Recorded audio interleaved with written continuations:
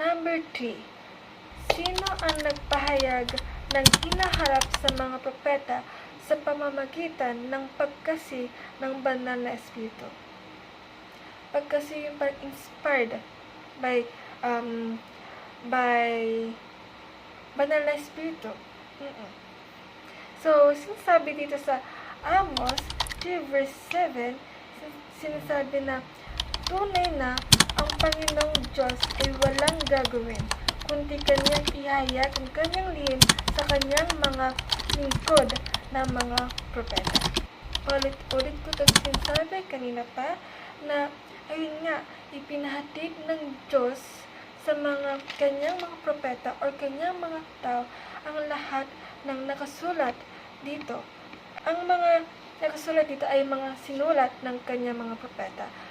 Pero ang nakasulat dito ay ipinahatid ng Panginoon upang may ipahatid din sa atin ng mga propeta ang tungkol dito sa Bibliang ito, upang mahanap natin ang ating Panginoon, upang makilala natin ng lubos ang ating Panginoong Jesus. So, sa number 4 naman is, natitiyak ba natin na ang Biblia ay salita ng Diyos? Of course, yes. O naman. So, sinabi dito sa 1 Thessalonica 2 verse 13 or 1 Thessalonians 2 verse 13, sinasabi, kaya nga palagi kaming nagpapasalamat sa Diyos sapagkat nang ipangaral naman sa inyo ang kanyang salita, hindi ninyo ito tinanggap mula sa tao, kundi bilang tunay na salita ng Diyos. At ang bisa nito ay nakikita sa buhay ninyo ng mga sumasampalataya. So, tinanggap natin itong Biblia na ito, tinanggap natin ang mga salita dito, tinanggap natin ang mga kabuuan dito sa Biblia ito, hindi dahil sa tao, kundi dahil sa salita ng Diyos. Kundi dahil sa mga promises ng Diyos. Alam natin na ang promises ng Diyos ay tutuparin niya hanggang sa dulo ng pagdating niya. Okay? So, yun. So, last two. Number 5, talastas kaya ng propeta na ang kanyang mga pabalita ay buhat sa Diyos? Siyempre, oo. Kanina ko pa pinapaliwanag at sinasabi. So, narito ang mga halimbawa na para mas malinawagan tayo. Sinabi ni David sa 2 Samuel 23 verse 2, sinasabi na ang Espiritong Panginoon ay nagsasalita sa pamamagitan ko. Ang kanyang salita ay nasa aking dila. Yun. So, ibig sabihin na ang mga sinasabi ni David ay hindi sa isipan niya, hindi sa kalooban niya, kundi yung isip niya at puso niya ay nasa Panginoon. So, yung mga sinasabi niya ay galing sa Panginoon. Ginagamit siya, patuloy siyang ginagamit upang may pagkita or malaman ng iba kung sino ba talaga si Jesus Christ. Okay? So, sinabi ni Jeremias sa Jeremias 1 verse 9. So, sinasabi dito na verse 9, nang magkakayo'y iniunat ng Panginoon ang kanyang kamay at hinipong aking bibig at sinabi sa akin ng Panginoon na ito, inilagay ko ang aking mga salita sa iyong bibig. So, ang ganda, no? Natutuwa ako sa mga batang marunong ng magsalita tungkol sa Panginoon, magkwento about kay God, talented, marunong maggitara, kumakanta tungkol sa Panginoon. Natutuwa ako pag napapakinggan ko at napapanood ko ang mga bata ng mga ganon. Kasi alam natin na ginagamit sila ng Panginoon. Si God ay ginagamit din niya ang mga pastors upang maipakinggan natin, upang maipanood natin ang salita ng Panginoon. So ako rin, ginagamit din ako ng Panginoon upang may lahad ko sa inyong lahat ang about kay God. Okay.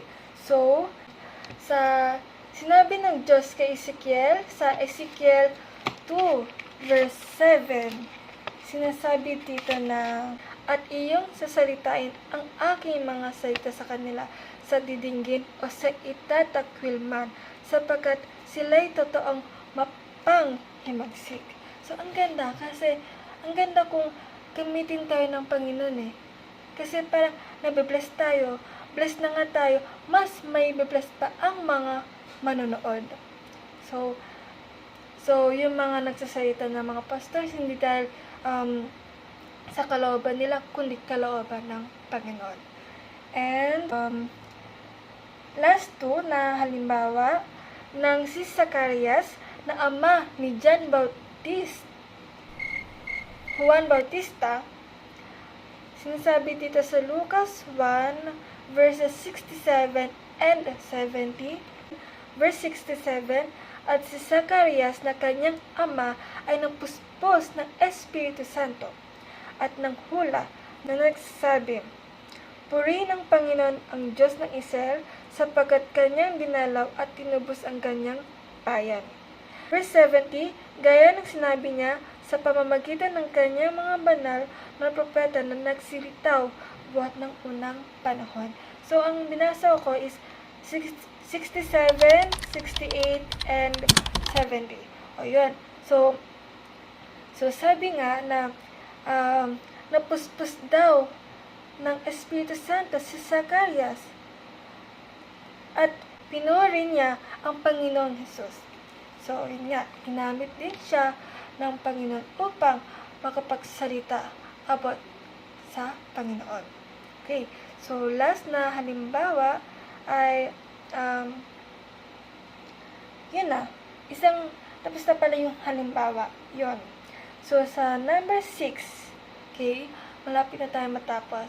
Number 6, saan nanggaling ang lahat ng katotohanan at sa pamamagitan ng anong mga pamamaraan ipinaalam ito sa tao. Okay, saan nga ba nanggaling?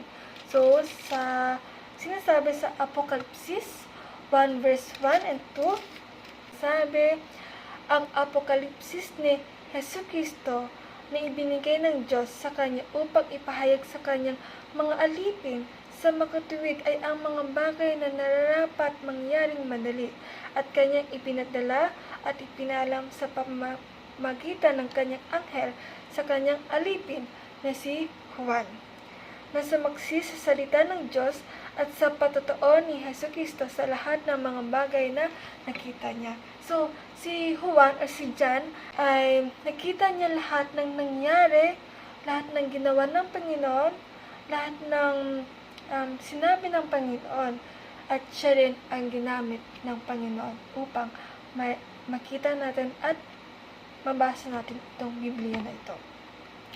Pansinin natin na ang Diyos ang Pangulong pinanggagalingan ng lahat ng katotohanan. Okay? Si Kristo ay tumanggap ng katotohanan mula sa kanyang Ama. Sinasabi dito na sa Juan 17 verse 8, sinabi ni Jesus na, sapagkat ang mga salitang sa akin ay ibinigay mo, ay ibinigay ko sa kanila, at kanilang tinanggap at kilala nilang tunay na nagbuhat ako sa iyo at nagsipaniwalang ikaw ang nagsuko sa akin. So, ibig sabihin na ikaw ang nagpadala sa akin dito sa lupang ito upang may ligtas ko ang mga taong gumagawa ng kasalanan. Upang may ligtas ko ang aking mga anak mula sa kanilang nanggawang kasalanan.